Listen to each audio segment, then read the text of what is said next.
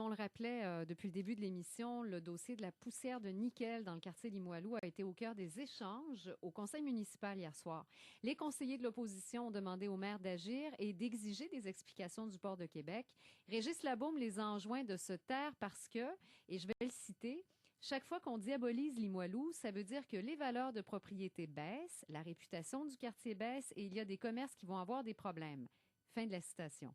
Néanmoins, l'administration municipale s'en remet au directeur de la santé publique qui doit remettre un rapport sur le sujet au cours des prochaines semaines.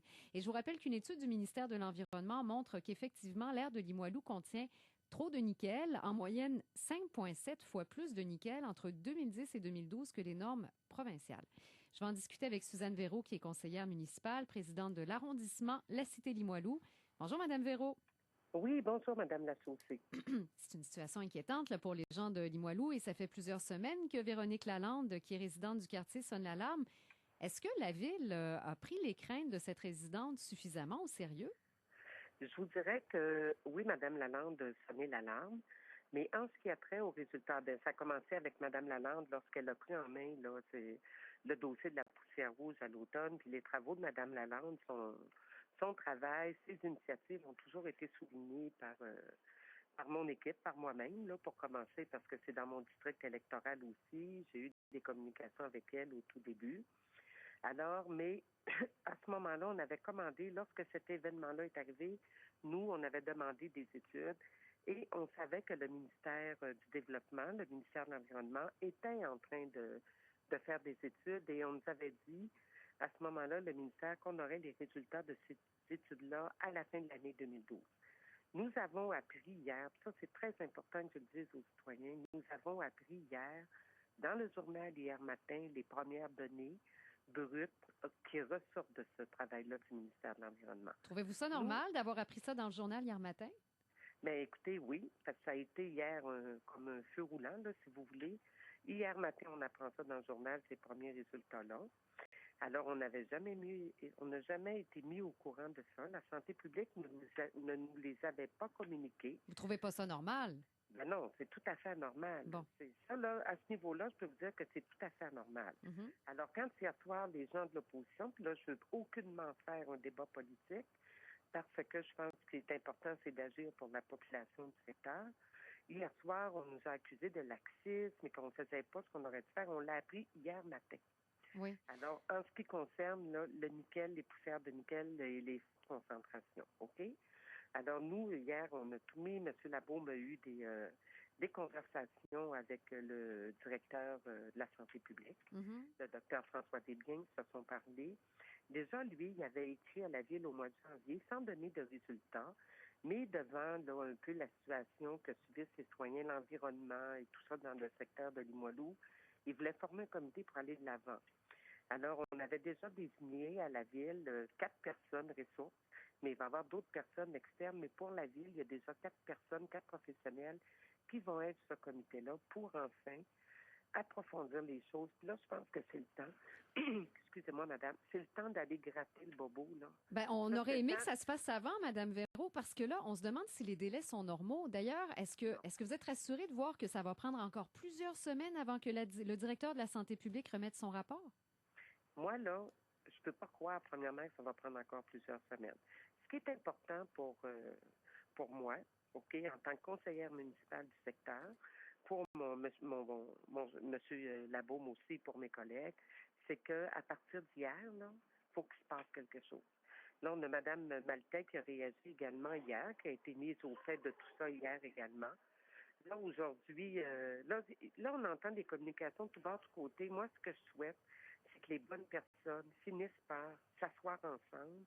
Et, tu sais, il faut pas dire, il faut parler à un, il faut parler à l'autre. Je pense que c'est le temps là, que tout le monde, tous les intervenants, autant les personnes ciblées, OK, par le port de Québec, là, dont je veux parler, autant ces personnes-là que le directeur de la santé publique, je pense que c'est l'heure là qu'on scrute là, en profondeur. Madame, Mais c'est qui urgent qu'on avait trouve la source. Ça, c'est sûr, mais Madame Véraud. C'est une urgence oui. totale. Puis là, il n'y a plus de temps à perdre. Vous savez, au mois de novembre, si la poussière n'avait pas été rouge au mois d'octobre, là, personne, je pense qu'on serait encore... ça a donné que cette poussière-là était rouge. Mais c'est la grande question que je veux vous poser. Madame Oui. Véro, trouvez-vous ça normal que ce soit une citoyenne qui ait été obligée de prendre les choses en main pour ameuter tout le monde? Bon, en tout cas, on pourrait faire une émission là-dessus, là, que je ne veux pas vous donner le blâme, là. Mais Pour on le est en moment. non, mais on est en émission mais- là, Madame Véro, puis Oui. les gens vous Non, mais écoutent. ce que je veux dire, je ne veux pas blâmer. Moi, là, je souligne le travail de la citoyenne, en effet, qui a décidé d'aller plus loin. Mais je veux dire, il y a des instances, OK? On a la santé publique, on a le ministère de l'Environnement. Ça fait combien d'années que ça dure, c'est ces réponses-là qu'on va avoir? Ça fait combien? Tu sais, c'est tout ça qu'il faut évaluer. Les instances c'est pas la ville qui est responsable de sonder l'air ambiant et les poussières dans l'air, c'est le gouvernement du Québec. Est-ce que vous trouvez normal qu'ils soient en mode réaction? C'est-à-dire que là, ce que les gens aimeraient savoir, dans le fond, c'est comment ça se fait que le ministère de l'Environnement et la direction de la santé publique n'ont pas... En fait, est-ce qu'ils sondaient l'air? Si oui, s'il y avait un problème, comment ça se fait qu'on ne l'a pas su avant? Et s'ils ne sondent pas l'air, comment ça se fait qu'ils ne le font pas? C'est ça. Nous, là, à la Ville de Québec, dans cette zone-là, on a un équipement qui s'appelle l'incinérateur qui nous appartient à la Ville. On est obligé d'atteindre des normes, OK, du ministère de l'Environnement. Si on a des dépassements des normes exigées, on est obligé de fournir des rapports. Alors, si on a un dépassement, on a une amende. Est-ce qu'il fait la même chose? Moi, j'ai hâte de savoir si la même leçon est appliquée avec la Whitebird, avec le port de Québec. Quels sont les suivis environnementaux de ces grandes compagnies-là? On a toujours tout mis sur le dos de l'incinérateur depuis des années, madame. Et là, j'espère que tout ça, là, l'important, c'est de trouver la source.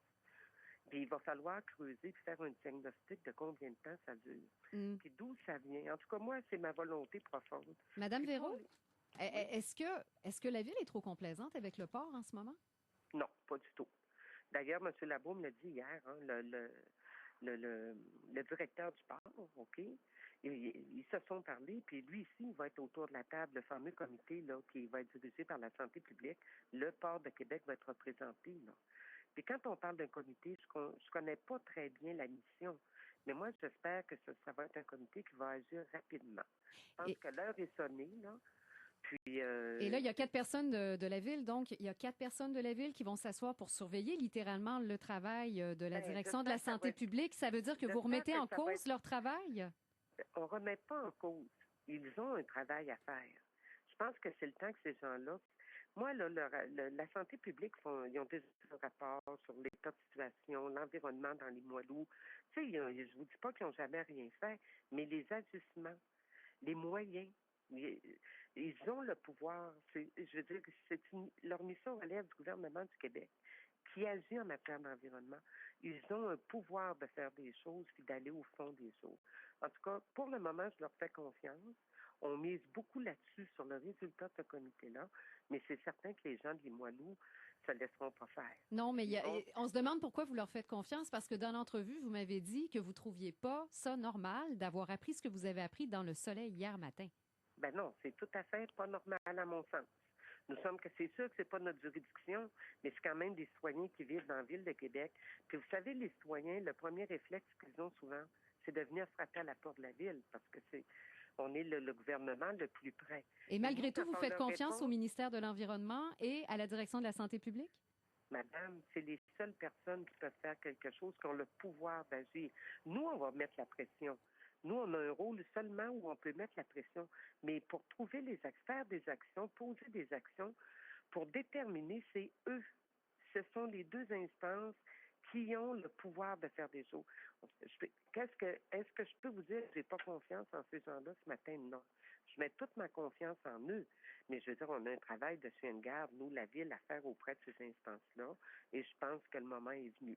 Et Mme Véro, on a des appels, évidemment, les gens réagissent beaucoup. Et il y a un auditeur qui demande s'il y a, oui ou non, un service de l'environnement à la Ville de Québec. Oui, il y a un service d'environnement, c'est évident. Mais je veux dire, on a un service d'environnement à la Ville de Québec, comme qui touche, là, évidemment, plusieurs divisions, comme en ce qui concerne l'incinérateur de la Ville de Québec. OK, on a des analyseurs en continu, on a un comité de vigilance de l'incinérateur de la Ville. Alors, il y a une ingénieure en environnement, c'est elle qui vient nous présenter toutes les données, les relevés de toutes les poussières. Mais seulement pour l'incinérateur. Mais uniquement, c'est notre équipement. OK? Le PAS, c'est pas à nous. La Whitebird, c'est pas à nous. Euh, c'est tous les autres équipements autour. Il y a des industries au-dessus dans zone industrielle de Mézeray. Moi, je souhaite qu'on fasse vraiment une grande réflexion là, en profondeur. Il faut aller plus loin. Là, il faut, je pense, d'ailleurs, je pense que ça va fonctionner parce que quand on a une population qui soulève, on l'a connu avec le dossier des lignes du Gros-Québec. On a quand même une société d'État qui est obligée de refaire ses devoirs. Oui, bien Parce là, que la la population... population, elle songe même à des poursuites. Alors, c'est sûr que Mme Véro, la population, elle est un petit peu très soulevée en ce moment. Ben moi, je vous dirais que les poursuites, là, bon, c'est pas de mon ressort, là, mais on va voir. Je pense qu'avant de poursuivre, il faut cibler d'où ça vient, à Merci mon beaucoup, sens. Mme Véro, d'avoir pris du temps pour répondre à nos questions. Ça me fait plaisir. Vous êtes gentille. Bonne fin de Au journée. revoir.